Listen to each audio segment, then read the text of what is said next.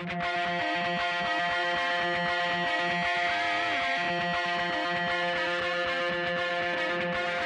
listening to the Roofing Success Podcast, a show created to inspire roofing contractors to achieve optimal success in their roofing businesses. I'm the host, Jim Moline, the co-author of the book, Internet Marketing for Roofing Contractors, How to Triple Your Sales and Turn Your Roofing Website into an Online Lead Generation Machine. I'm also the co-founder of Roofer Marketers, the digital marketing agency for the roofing industry. On each episode, I'll be sitting down with industry leaders to talk about their processes, the lessons they've learned, and how to find success in roofing.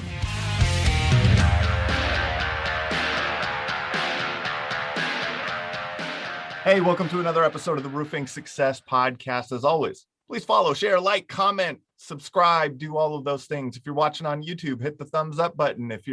And the subscribe. If you're on Apple listening, leave us a review. Wherever you're at, please do those things. And if you want to continue the conversation beyond what you're listening to here, go to Facebook, type in Roofing Success and join the Roofing Success Facebook group, where our guest today, I think I've made him a group expert. And if I haven't, I'll add that title to him already, but a second time guest on the show and someone who I enjoy having conversations with, John, the Roof Pro. How are you today, man? I'm excellent as always, man. Sounds like You're having a good day too. I'm always having a good day. So exactly. So we were talking the other day, and we're part of some things together now that'll be kind of announced here soon. But we were talking about really leveraging towards replacement in the claim, right? Yeah. And you've kind of frame this and have really been working with contractors on this to educate them on the process. And I think that you've broken it down in such a great way. And that I was like, man, let's have them on again and have this conversation. So awesome, man. So it's working for me. So yeah. It's got to be working for everybody else too that's learning it. Yeah. So for those of you, those of our audience that maybe didn't listen to the previous episode or are not familiar with you, a little background on John. Oh, yeah, that's probably a good point. So I've been in the roofing industry coming up on 8 years now. And after a couple of years in, I realized the joys and success of selling at that, $1 million producer plus. And then I typically yield about $2 to $4 million a year in sales. But I turned that into helping contractors learn how to do that as a whole. But then I realized that there was this hunger for what's this little thing that you're doing, John, that's helping you get leverage in these claims that are repairs and not replacement, and turning those into replacement when they truly should be replacement. Nothing unethical, but when they truly should be replacement. That's been what the teams and contractors that I've consulted, they've been the most hungry for that. They're seeking that knowledge from me because it has helped my system be successful selling. Our last podcast, we talked about referrals. That's how I generate most of my leads. But how do I turn that from repairs and leverage those claims into be full replacements when they truly should be full replacements? But I've, again, about 8 years in the industry, selling about $2 to $4 million a year, had a lot of fun, a lot of success with that. And that's a quick bit on me. Yeah. And what I like what you say there, it's doing really what it comes down to is doing the right thing for the homeowner. Yeah. But being able to speak the language of the insurance company, being able to present your case in the right way, right? You right. Making sure that if there truly is damage beyond repair, that the homeowner is getting the replacement that they deserve per their claim, right? Per their policy. So it's tough for contractors because we have in every state's a little bit different. We have limitations what we can talk in, right? We can't talk policy. We can't talk certain things. And that gets difficult for some contractors to figure out, where do I draw the line? And while that line may be difficult to understand, I have figured out some things that every single time we can talk about that do provide a lot of leverage within the claim that have been successful. Yeah, that's awesome. So let's talk about kind of that, the overview of that, right? But sure. You'd presented it to me in a certain way, and so let's present that to the audience. How do you, how do you frame this? I call it the CAR approach: compatibility, availability, and repairability. And there could always be factors in the claim outside of those, but when it comes to the decision of really focusing on, should I repair this or should I replace this? Can I actually go through the repair process? or should this be moved towards replacement? Those are three factors that are relevant every single time you're evaluating repair versus replace. Are there other factors? Sure. Are there other things you could potentially leverage? Yes. But those three will exist every single time. Is there a compatible product available on the market? Is there a product available, or is it gone, discontinued? And how do we evaluate the system for overall repairability? And now we're ready to say, yes, we can repair this, or no, we need to leverage this towards full replacement using that, you said it, the do the right thing, but it's do the right thing both ways for the homeowner and presenting to the insurance company. We don't want to present something unethical or that we shouldn't, or that misrepresents the actual consideration. It's all about doing the right thing within that category. Again, I call it the CAR approach: compatibility, availability, repairability. Cool. So let's start with compatibility then. Sure. So, I guess in compatibility, it's really just, should shingle A mix with shingle B? Is that kind of the basis of it, right? That's the most basic form of it. And the instant leverage we have within compatibility is, in some cases, manufacturers have letters that say, hey, we have made this change and this old product's not compatible with the new product. In a perfect world, we'd have that letter and it makes our life easy because we've shifted our leverage from just the contractor to the manufacturer to say, hey, when this manufacturer made this product, they stopped making it or they changed it. Maybe they made just a slight change. A great example is back in the 2000s when we started adding AR shingles, algae resistant shingles. Well, guess what? We developed a huge compatibility issue down the road, because if you go and throw in an algae resistant product on a non-algae resistant roof, it's going to start washing the shingles below it, create this staining and streaking. So is there anything from the manufacturer that plays into compatibility? That's the first leverage point we want under compatibility. Okay. So you had mentioned the algae resistant shingles. What's another example, or kind of other examples that you could go into in that? I know, Sure. Sometimes shingles change size. They change, there's a lot of different things that happen there. So what are some of the other things? The easiest one, and I'd say the one that most contractors know, is that dimensional compatibility. We've got a size discrepancy. Product has come out and now it's larger, or it's got more exposure to the shingle. You can see more shingle. It's got a greater width. The size one, I think, is the one that most contractors narrow their mind down and look and think, oh, the size is different. That's the easier one for a lot of them to spot. And I don't mean that in a mean way. That's just the most common one when I go out, because I train for a whole day on this. When I go out and train on this, they're like, oh, English to metric, because we made a big movement with laminate shingles from an English size, roughly 36 inches wide with a 5-inch exposure, to this metric size. And there's a lot of different variations to the metric sizes. So dimensional and size compatibility is a big one. But I'll give you a great one is almost every laminate shingle on the market went from putting their main sealant strip on the face above the nail zone to the backside at the very bottom of the shingle, somewhere between 2005 and 2012, as they were all making changes. There are still 2 manufacturers that put it on the front. They've gone through size changes. But imagine that if you took an old shingle out and the sealant was on the front of that shingle, and you put the new shingle in and the sealant's on the back of the new shingle, there's going to be a compatibility issue where we're not going to be able to maintain sealant. It's never going to cure. It's never going to seal, where we've changed that. We have a compatibility issue that's going to affect its wind resistance ultimately. Yeah, definitely. And so really in the compatibility in the C of the CAR, right? Right. A lot of it is just how the industry has evolved through the years. Correct. The technological advances and the way that that things have been made in that. So maybe give me an example or a story or two recently of things that you found in that compatibility range that would that might help contractors really understand this on a deep level. Yeah, absolutely. I've got one right now that I'm working with that has an old English cut. It's got a few compatibility issues. This is a great one, actually. It's got an old English cut shingle, and we're not going to say manufacturers. I don't want to say one right, left, or the other here.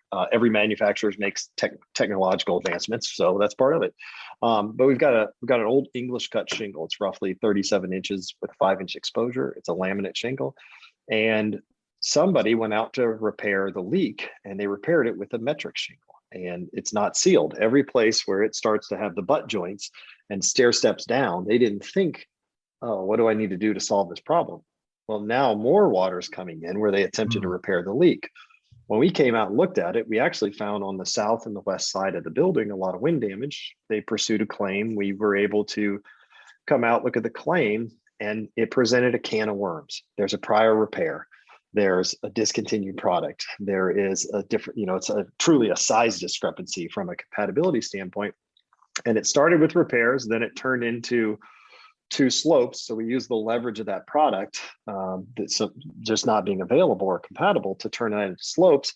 And then we leveraged the repair process of how you would have to properly repair and connect slopes to turn that into all 4 slopes on this roof, respectively.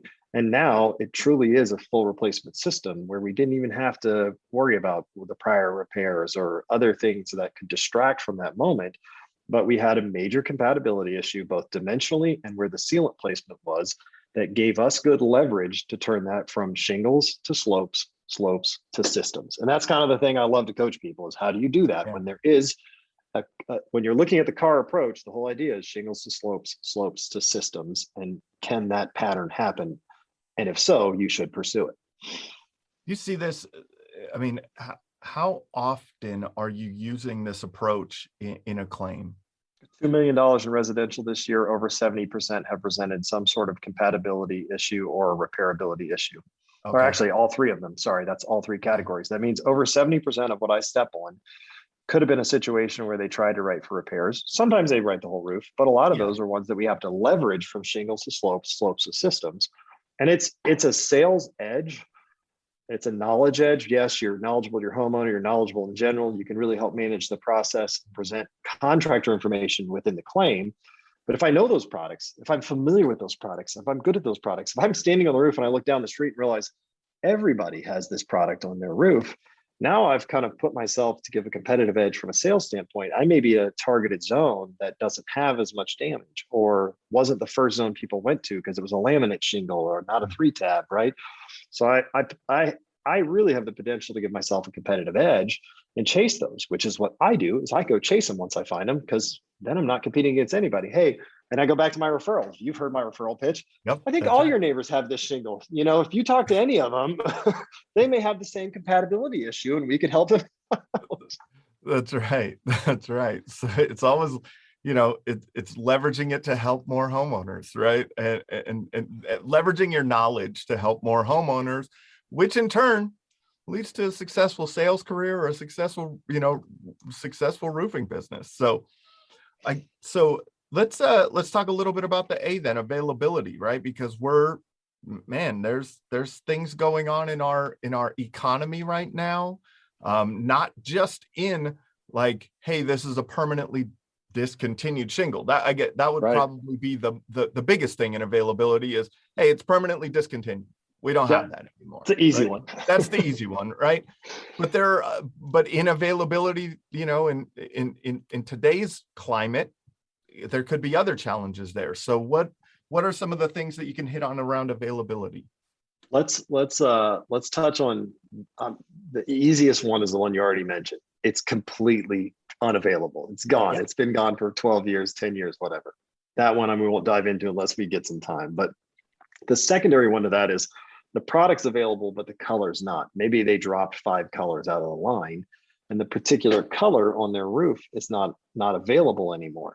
That could be a leverage point where this manufacturer, let's call it Shingle A, they still make Shingle A, but they don't make it in, forest green anymore, right? That forest green color's gone and it's not available anymore in that region. So the color availability is an interesting one because state to state, they may view that as a matching issue, but a lot of manufacturers put on the package not to mix different color runs. So now I can take what is a limited availability, point back to compatibility. So the product's available, Shingle A is available, but it's unavailable in this color. And if the manufacturer has some letters, details, or packaging information that say don't mix color runs, then now I can take an availability, a micro availability concern, point to compatibility. But the big one we're suffering from right now is limited availability of products, limited production. We get a new letter every month saying, hey, we're down to these 5 colors. We can only do this. This one's on limited production. We may not see this shingle until 2022, or we may not see it for 6 months. This is a unique service opportunity, and it is a patient contractor's approach. And you really have to build a great narrative for your homeowner and be prepared to follow their lead and let them, be well educated and make that decision. But without talking policy, there's situations we've run into where the policy has a limitation to perform the work in 6 months. And we got a letter saying this product's not going to be available until next year. That's an availability issue that could actually leverage you into the position of replacement. You at least should present that case. Will you win every time? No, but I've already won that one this year, where we had a product that was on temporary production. They weren't going to make it. They didn't even know when they were going to make it this year. And it was, okay, month 1, month 2, month 3, constantly keeping the homeowner educated, the claims representative informed. We hit month 5, and they said, okay, we'll go ahead and consider replacement, because we were chasing down the ability to replace that roof and collect the recoverable depreciation. And in that case, we did have enough leverage to say, we can keep doing this. We can keep checking tarps. We can keep covering up the damage. We can keep trying to Band-Aid this, because a tarp is a limited, it's temporary. It only lasts for so long. So if we got to go tarp that thing again, or the tarp eventually tears, even the best people in the market, a tarp is not a permanent solution. So we're sitting at month 5. We already had to retarp it once. There's other costs being incurred. And they finally said, okay, you've given us enough position that we'll consider this for replacement. So we use that temporary availability for leverage. But it's smart to know those things going into the process, so your customer has a good experience and you provide a quality product instead of just taking shortcuts or repairing something you shouldn't repair. Definitely. You have, this is a little plug for you, but you started a Facebook group on shingle identification. So I think that's honestly, like, that you blow me away with your ability to identify shingles. Like, I don't know if you have a photographic memory for shingles or something like that, but just that, because I think I ordered my flowers for my anniversary today and it's tomorrow. So, it's definitely selective of things I can't remember. But I do. So can I talk about that group real quick? Man. Are you okay with that? Because I think that's a great, that plays into the availability here, right? You're right. Talking about, hey, we have to identify this shingle, maybe into compatibility also, right? First, you have to identify the shingle, identify the, what its replacement is going to be. There's so much into that. I think that's a great, that is something. So I think anybody that's been a part of any roofers Facebook group have seen somebody post a shingle asking what it is. Every time. So every group. Another very known industry person created a group for it. And then we decided, let's make this more involved and let's see if we can collect data and potentially create a large scale shingle identification service. And that's the picture. That's the big picture. We have a lab, we're creating a shingle identification service to help contractors have a more compatibility, availability, consideration of the shingle identification process. Repairability is always on the contractor. But so we created a group called Name That Shingle. And there's a couple of them called Name That Shingle. Ours is pretty distinguishable. Just look for the one I'm the moderator of. You can't miss it. As it stands today, I think it's got about 4,500 people in it. And people do just that. They take a picture of a shingle, they throw it up in the group like, hey, can you tell us what this is? And they measure it, or they give us some reference points on it, and we put it in the group. And I would say about 9 out of 10 of those I fire off the first second I see it, or I at least know what question to ask next to start narrowing it down. And that starts the whole process. Once we can identify the shingle, now it's made life easier for the contractor to say, okay, now that I know what it is, what are the compatibility, availability, and repairability issues that may take place here? Because I can usually point to some of those for them. Again, repairability, the contractor has to be on the roof. The product placement person needs to be on the roof, fully evaluating that. But I may be able to grab insights like, hey, repairability due to this seal being so great, it's very hard to break. This could cause a problem. I can give them some insights too. But that group has been so great. I think it's full of great people. I think that they're very nice to each other, and I love that. There's a lot less sarcasm in that group than I see, because it's focused about just shingles. Some people like to make jokes when you post them in other groups because those groups may be about a different topic. They may be about claims discussions. They may be about other things like that. So you could get a little, hassle on other groups. Our group is dedicated to it, and I love it. I geek out about that stuff. I'm like, oh yeah, it's probably from this plant, it's this production. The running joke is I can probably name the workers that were on shift the day it was made. I'm not quite that good yet, but working on it. I am working on that, right? Working on who was the foreman on the line that day. Who was running quality control when this thing ran off the belt at 2 p.m. in the afternoon on Thursday. I'll get there. That's my goal. But that's a big thing, right? And so maybe we could dive into that a little bit. Maybe kind of the highlights of shingle identification that you think about. Okay, I know it's just a visual thing, like, oh, yep. The first thing you see maybe is the color or the right, whatever it is. But how can someone start to begin to learn that process maybe of being really good at identifying shingles? Sure. This is a simple question. I'll ask it back. If I told you, Jim, I want you to go memorize these 20 things that exist now, or these 100 things that existed historically that you can't find data of, which would you want to go memorize? Well, the 20 now, yeah. Yeah. Go be a master at the shingles on the market now. Okay. That's the biggest difference in the world. Everybody wants to, how can I fast track learning? Simple, hire me. I'll come in, I'll give you 20 years of history and go through that process, right? Like I've got all the data, I've got all the information. I'll give you my letters, no big deal, right? But it's so simple to just go memorize what's on your market. And then when you're standing on the roof, if it doesn't fit one of those pegs, right? We've all played the square peg, round hole game, right? If it doesn't fit that peg, then I need to start asking questions. I need to go post it in that group, right? I need to do a little more research at that point if it doesn't fit these specifications, because there's data points on every one. And this is just a little sample shingle. It's broken, it's cut up, but the width of the shingle is key, right? The width, and then the exposure, which I would hope everybody watching this podcast knows what exposure is, and height. Those 3 data points are helpful. But if you can start looking at the cellophane, every shingle probably has some cellophane or markings on the back of it. Where is the cellophane? High, mid, front, back? Where's the sealant? Is the sealant on the front? Is it on the low front? Is it on the low back? Is it in the middle on the front? Is there 1 strips, 2 strips? There's just data points that people can learn. And if you learn all the data points on the current shingles, and you're standing on a roof and you're like, this doesn't match the data points of my current shingle list, which we have a current shingle list we provide to people, then that's my starting point.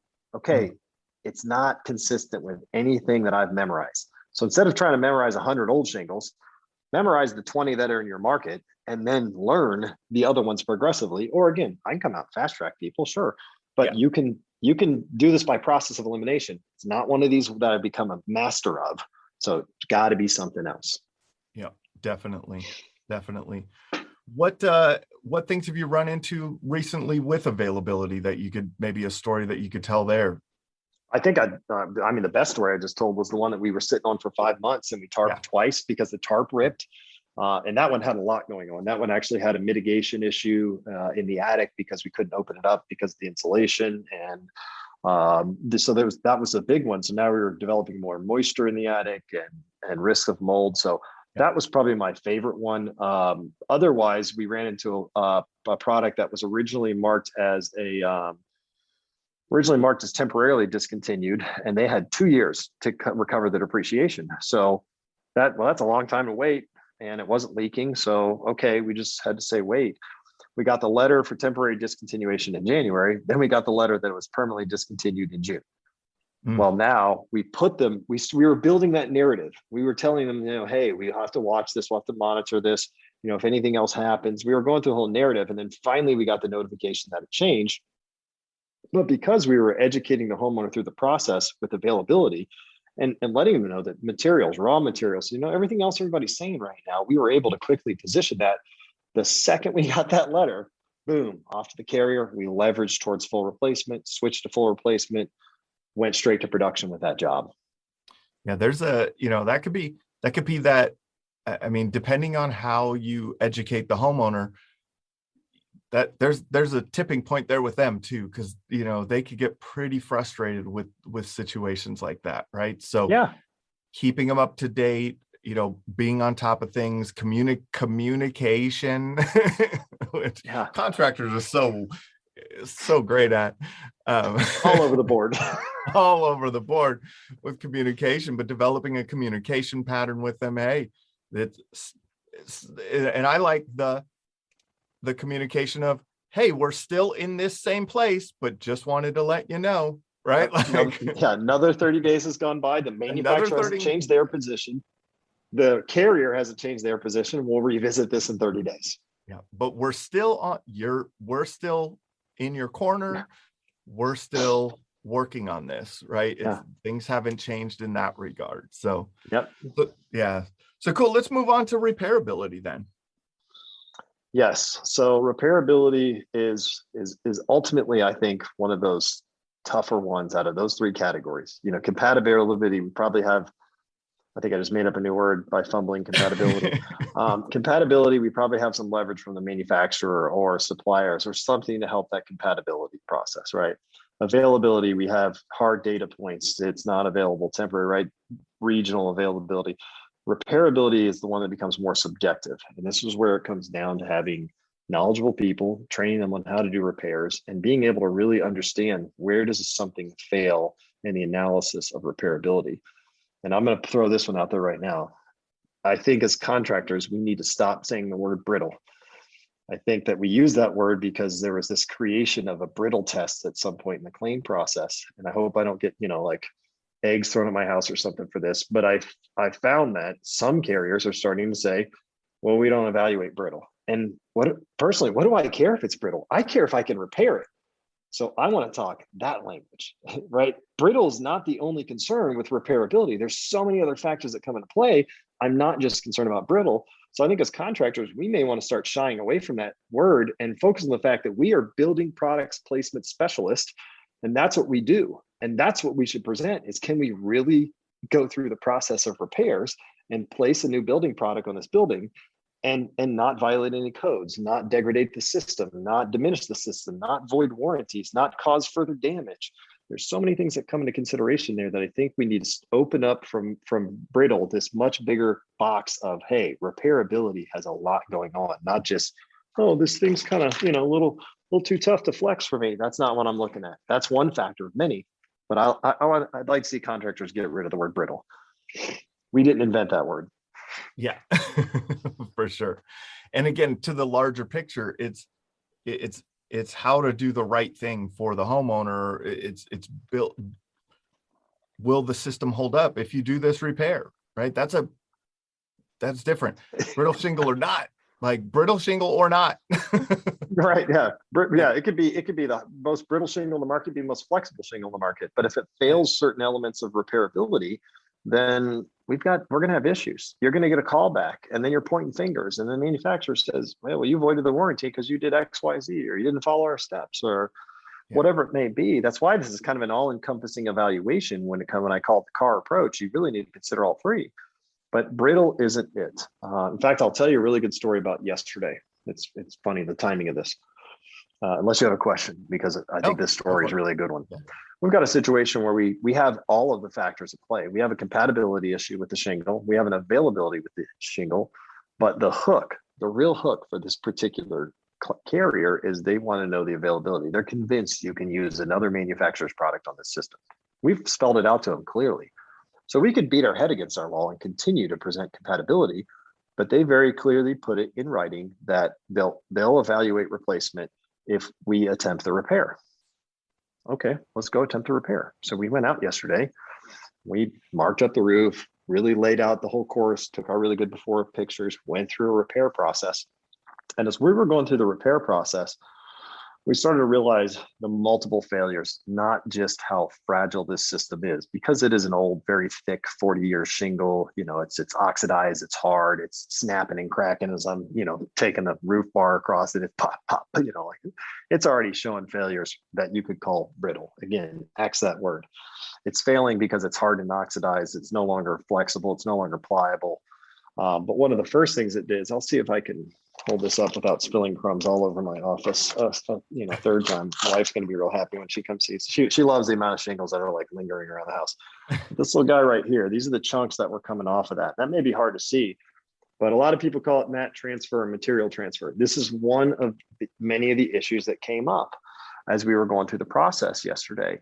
Was every time we were trying to break the seal, it was either cracking the shingle because it was so hard, or it was tearing parts of the shingle below off with it, because the sealant, the bond was so solid on it that it was just, you couldn't break this 20-year-old bond on the shingle. It's just chunk, pulling every single time.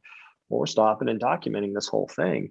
And yeah, it had a lot of the failure points, but this morning I spent my time putting together a full photo file because they didn't care about compatibility. They should. You could fight that. They didn't care about availability. They should. You could fight that, but they spelled it out to us. And this kind of goes two different directions. Sometimes we don't realize that they're giving us the handbook. Hey, we need you to tell us if it's repairable or not. Why talk about anything else at this point? I took a really good repairability file. Now we're going to turn a claim that is currently under the deductible into a $17,000 roof system. I'm very confident in it because they asked for repairs. Okay, we tried it. Here's why it failed the ability to repair. That's my favorite approach. It's the one I've gotten really good at, is that repairability approach, because it is valuable. And every time I do it, I look at it this way. Every time I do it, I position myself as an expert in that category every single time I see success with it. So let's just say the next carrier comes along and says, well, we think you did this wrong. Really? Well, here's 73 videos of me doing this year on different claims. Please tell me how I did this wrong. I am positioning myself as the building products placement specialist every single time I successfully present why the shingle is or is not repairable. Yeah, that and that documentation, right? Videos. So what's your process for documentation? Ooh, can I plug people here? Sure. Company Cam all day long. Yeah. Company Cam all day long. And that's not to downplay any CRMs. There are CRMs that definitely have good photo taking ability, but most CRMs plug into Company Cam. So I like the Company Cam process, and I like it for two reasons. One, if I want to shoot the carrier a link with all the photos in it, I've got that ability to shoot them a link with a lot of photos. But I take it a step further. I go into Company Cam and I create a really elaborate report. And I give the contractors that I consult, I give them some of those reports so they can see exactly step by step how to do it. Everything I present, how I arrow, how I annotate, what notes I put in there, every single thing I put in there to really build a solid case towards repairability. So I take that Company Cam, I have anywhere from 20 to 50 photos on that repair attempt or repair simulation. And then I have that thing set, ready to go, and I send that thing out to them. And it's amazing how successful it's been. But it does come down to clear documentation. And I'm a big believer, me personally, to video to protect myself, but photo for presentation. I don't really like to send the videos. I think you can make a good photo file, photo case without having to send a full video. Imagine an adjuster trying to digest your 30-minute video, right? Versus 30 photos that are telling the right story. Like, let's make the information as digestible for them as it can be. It should almost be equally digestible for the homeowner. You should be able to hand that repair simulation to the homeowner and say, hey, here's what we attempted. Here's what we're sending your carrier. Does this make sense to you? Okay, good, perfect. We're sending this off to your carrier. And I'm glad we're all on the same page. It's all back to that service element too, right? This is all very cyclical in how this ties together. But I like that you did say something about video for, what did you say? For video to protect myself. Protect yourself, right? If like I was ever questioned, right? Like, oh, well, we think maybe you used the wrong tools, or you staged this, or you did that. Oh, really? You think I skipped anything? I've got myself protected. We've got a full video file on. It's just too large of a file to send. And it's amazing. That mindset, that preparation, it inevitably keeps you honest in that moment, right? Yeah. It really does. They've never asked for the video. Does that mean I'm putting together a really good file, or have I just prepped myself so well that I'm in a position where they, like I've done it so honestly because I know I'm holding myself accountable. And now I've got a clear documented file through Company Cam that I send into them. It's never happened. They've never asked me the video. One time they wanted to do a video conference call on it. I said, sure, we can go back out and do a video conference call. And I still had my video guy video me doing the video conference call. It's like, this is not a staged event. We are not on a green screen. Not at all. That's awesome, man. And so, what other things come up in that repairability thing? I know we talked about, we were talking the other day, and my wife's in the flooring industry and deals with restoration companies all the time. And there's things like line of sight and all these little variances that kind of get, that get used properly or improperly in You are correct. Things. So what other things are do you come across in that? Let's talk about two different ones. Let's talk about line of sight, because that one can vary state to state. And let's talk then from there, let's jump into oh my gosh. Well, we'll jump back to it.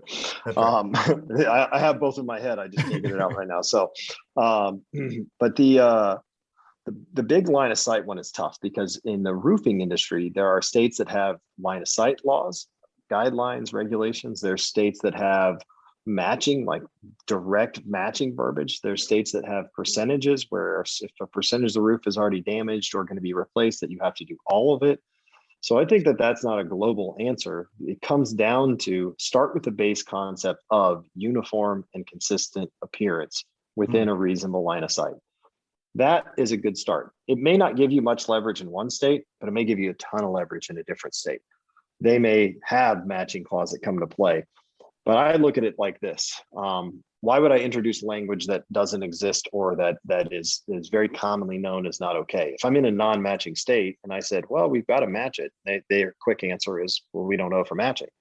But if I'm talking about as a builder, we strive to maintain the uniform and consistent appearance of this house within a reasonable line of sight with all work and repair that we do, then now I've introduced a topic that they have to evaluate. I've introduced a consideration that they have to make there. Even if they have language that says, well, we exclude this, okay, at least I've gotten the answer that I want there. But repairability really should include that whole concept of uniform appearance within a reasonable line of sight. And then again, state to state, you may have a lot of leverage based on what the state says on it, and you may have a very low amount of leverage when with what the state has to say. So that's my base language. I'm in Indiana. We're not a matching state. I use uniform and consistent appearance all the time. It's just one other thing that they need to take into consideration. And if they have very clear language that they can present to homeowner, again, I'm a contractor. I can't ask for policy language. Yes. But if they've got very clear language that they can present to homeowner to say, no, we don't owe for that. Okay, then we just don't go down that road anymore. That's gone. But the other one I think is really funny, and it comes up a lot, is what I call the ratio repair. This is where you've got 10 damaged shingles or any number of damaged shingles, and they're going to give you a ratio for repair. They're going to say right out the gates, well, we're going to give you 20 shingles to perform repairs. Now, Jim, I don't know how many hammers you've swung on a roof in your life, but if I told you that you have 10 damaged shingles and I'm going to give you 20, what's that already pointing towards? Yeah. It's not repairable. It's not repairable. You're going to we already know that this is not repairable. I think that's so entertaining when they do that, because they've almost like said, hey, John, look, I'm going to open this door and you walk through it whenever you want, and I'm like running through that door like, okay, we'll go down this road. You want to talk about ratio repairs? Let's talk about ratio repairs. And then it's opened the door for me to build a really good case about the domino effect of how it's going to crease the shingles above. And that when I pull these fasteners, it's going to turn into a more in-depth situation. Or maybe that shingle connects to features like a valley or a vent or a hip or ridge cap shingles, right? So ratio repairs, whether they've admitted it or not, what is the actual repair that has to be done beyond just the direct damage to shingle there? Ratio repairs, when they admitted it, again, for me, it's like, oh, so you already, this is not repairable. Okay, cool. Let's we don't even talk about the other stuff. Let's talk about this thing. You brought it up. And if they don't, sometimes I ask for it, well, do you think, what are you going to do with this? And you think you're just going to write a 1-to-1 ratio? Well, as old as it is, we probably should write a 2-to-1. Okay. Yeah. I'll look for the scope and then we'll have another conversation.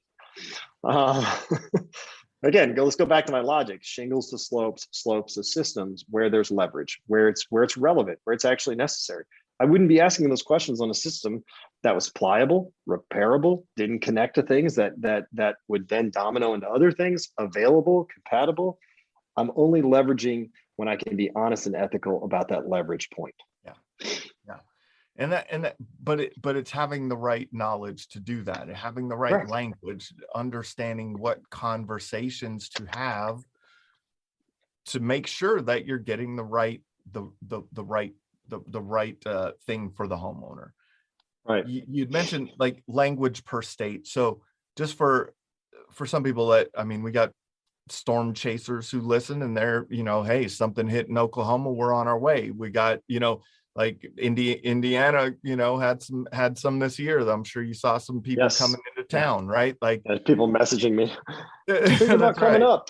And so what are maybe highlight some of the different states and language things to look out for in different states? Sure. So without overstepping too many boundaries, I'm right next door to Ohio, which has really good line of sight matching guidelines. They have a lot of leverage in that regards. Florida is a state that has 25%. So in general, if you can get 25% of the roof, you're looking at that. So that changes your compatibility, availability, and repairability approach. In general, we need to remember that time, your consumer's time, your homeowner's time, your own time, those are all commodities, and we have to spend those wisely. And I don't want to spend my time on things that are irrelevant. If I know I've got a good case in Florida to leverage towards 25%, and then that dominoes the entire thing, I'm not going to talk about a bunch of other stuff. I'm not going to try to introduce a ton of other topics. I'm not going to build an entire case surrounding everything to push for a full roof when the only thing I truly need in that moment is 25%. In Ohio, if you've got line of sight guidelines and you've got a shingle, let's go back to that availability issue where the product's available, but that particular color is not available anymore. And you can present your line of sight issues, some matching concerns there within that state's guidelines. Do I even need to explore repairability? Probably not. So understanding those guidelines where you do have leverage in states of, okay. And I think it's just, when you chase, you almost need to know the state or partner with contractors or become friends with people. The roofing community has become so wide open, all the groups, the Facebook groups, and we're this close to any single thing we want to hop on and look and ask the question. Ask the group what their state guidelines are and find out, because you want to go into every position knowing all your leverage points. And I help a lot of Ohio contractors, and sometimes I'm like, you know what, I'm going to help them with this repairability thing from a skill set, but they could probably spend way less time and use the leverage they have in their state and go from there. Minnesota is a great state. And again, I don't want to step out of my boundaries here, but they have a nice little requirement that replacement cost policies have to write at a code minimum. That means they can discuss code. They can present those code minimums on every single claim. So if there's repair factors that affect, there are codes that affect those repair factors, now we're talking about a lot of leverage for those people in that state. That again comes into the repairability side of things. So just knowing your state's leverage in addition to your compatibility, availability, repairability approach make a big difference. But yeah, hop on any of the Facebook groups, figure out what it is. Hey guys, what's the rule in this state? Okay, cool. Now I know how to add that to my car approach. That's awesome. That's awesome. So how is having this knowledge and being able to have these conversations affect your communication with adjusters, with the insurance companies themselves? How does it become more adversarial, or does it become more, I guess, an easier process because you're hitting on the right things? Well, let's remove the emotion from it, right? If you take the emotion, because any adjuster, any contractor, any person in the equation, any homeowner has the capacity to become emotional and things go the wrong direction at any point in time, right? Yeah. Removing that, it's definitely made my life easier. I drive in my lane, so I operate in my boundaries, and I know the things I can and cannot talk about. The adjuster, I expect them to operate in their lane. And as long as they're operating in their lane, and then the homeowner operate in theirs, right? So the homeowner may need to ask some specific questions. I focus on my car approach. And yeah, there's other things that you may add to the mix, but that's my core concept in almost any of these marginal situations where there's a lighter damage or repair only scopes. We're trying to leverage that with the proper, do the right thing behind it. But it really has helped me stay in my lane, and it's made it easier. I'm not giving the adjusters stuff that they don't even need to digest. I'm not overstepping my boundaries. We're not going into the whole unfair, unauthorized practice of public adjusting, the whole UPA thing that Yeah. you know, some contractors are really worried about. And in some states, you can have that thrown in your face. I mean, quickly, very, very quickly.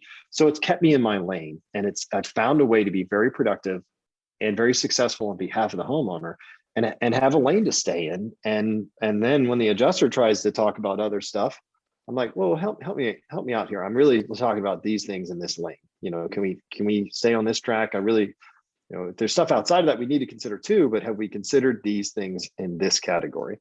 And it makes it a lot easier for me to negotiate. That's awesome. So how can people get a hold of you or get in touch with you or join that Facebook group to become part of this conversation and get more knowledgeable in Yes. So Facebook is your best way to reach out to me. Like, either join my Facebook group that I run, and there's multiple people that are admins on it. So, but John the Roof Pro has its own Facebook page. So you can go John the Roof Pro, you'll see some really over cheesy guy on a roof, super happy about the career that he's in. And then some suited guy, you know, with this, that doesn't quite look like me, but it's very professional. But go to Facebook, reach out to me directly. I'm very quick to respond to those messages. I have an Instagram as well. That's at John the Roof Pro.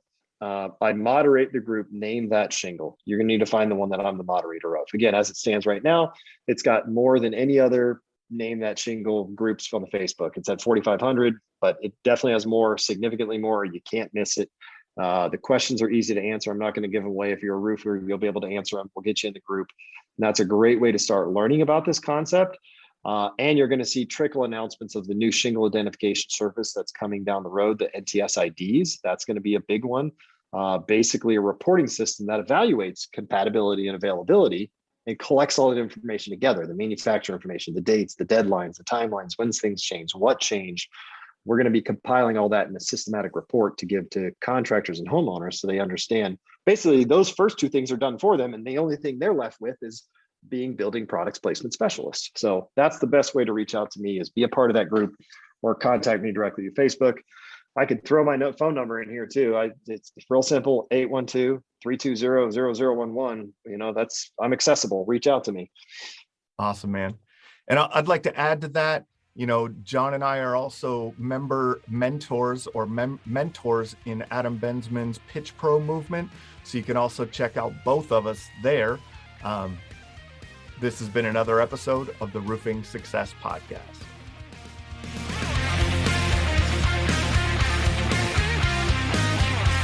If you would like to generate more sales through your digital marketing efforts, please visit roofermarketers.com and get a copy of the book, Internet Marketing for Roofing Contractors: How to Triple Your Sales and Turn Your Roofing Website into an Online Lead Generation Machine.